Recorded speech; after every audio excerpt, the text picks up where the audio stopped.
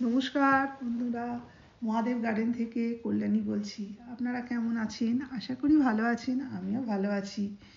আজকে বন্ধুরা ছাদ বাগানে চন্দ্রমল্লিকা গাছ নিয়ে এসেছি। এই গাছটা দুটো স্টেপ আমি দেখিয়েছি।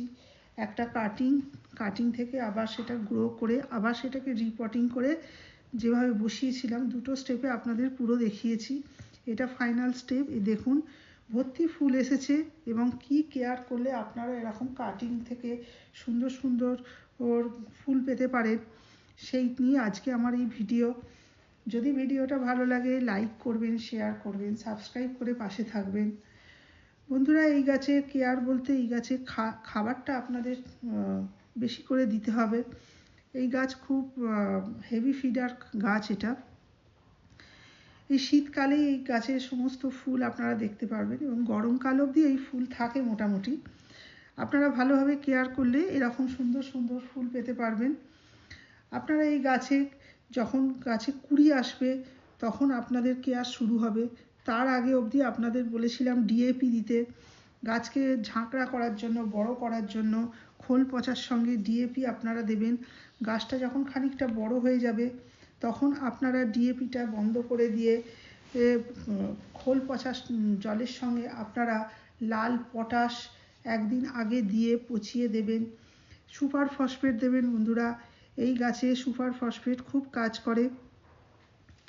আর সপ্তাহে একদিন করে খোল পচার জল, সর্ষের খোল পচানোর জল দেবেন আর সবজি পচানোর জল দেবেন। এইগুলো দেবেন, দেখবেন আপনারও গাছে ঠিক এরকম বড় বড় ফুল চন্দ্রমল্লিকা আপনারা পেতে পারবেন।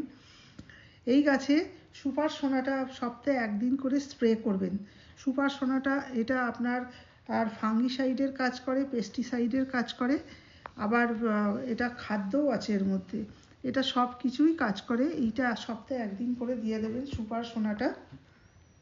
এছাড়া বন্ধুরা, আপনারা এই গাছে প্রচণ্ড পোকা হয়, জাক পোকা এবং অন্যান্য পোকা প্রচণ্ড পরিমাণে হয়। এই জন্য আপনারা যে কোনো পেস্টিসাইড আপনারা সপ্তাহে একদিন করে দেবেন।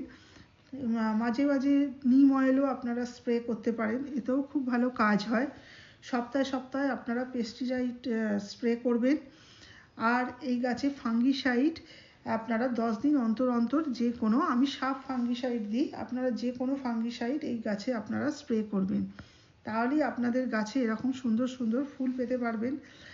গাছে যখন পাতাগুলো দেখবেন খয়েরি খয়েরি হয়ে যাচ্ছে সেইগুলো কেটে ফেলে দেবেন, নাহলে এই গাছ সমস্ত খাবার সেই শুকনো পাতা টেনে নেয়। আপনার যখন কুড়িগুলো থেকে ফুল ফুটবে, যখন ফুলগুলো একদম শেষ দিকে আসবে তখন কেটে ফেলে দেবেন, তখন তার পাশ থেকে আবার আপনারা নতুন নতুন ফুল পেতে পারবেন। একটু প্রুনিং করে দিলে মাঝে মাঝে এগুলো ঝাঁকড়া হয়ে যাবে এবং নতুন নতুন কুড়ি আসবে। আর যখনই আপনারা প্রুনিং করবেন তখনই ফাঙ্গিসাইড স্প্রে করবেন। আর সপ্তাহে সপ্তাহে খাবার আপনারা খুব ভালো করে দেবেন। আর মাসে 3 বার আপনারা ড্রাই ফ্রুট এতে খেতে দেবেন। যেমন নিম খোল দেবেন, সর্ষের খোল দেবেন, তারপরে হাড়ের গুঁড়ো, শিংকুচি, রক্তসার এগুলো মিশিয়ে ভার্মি কম্পোস্টের সঙ্গে দিয়ে দেবেন। এইভাবে আপনারা করুন, দেখবেন আপনারও ছাদ বাগানে এরকম সুন্দর সুন্দর চন্দ্রমল্লিকা আপনারা পেতে পারবেন। ভিডিওটা অবধি থাক। ভালো লাগলে লাইক করবেন, শেয়ার করবেন, সাবস্ক্রাইব করে পাশে থাকবেন। ধন্যবাদ।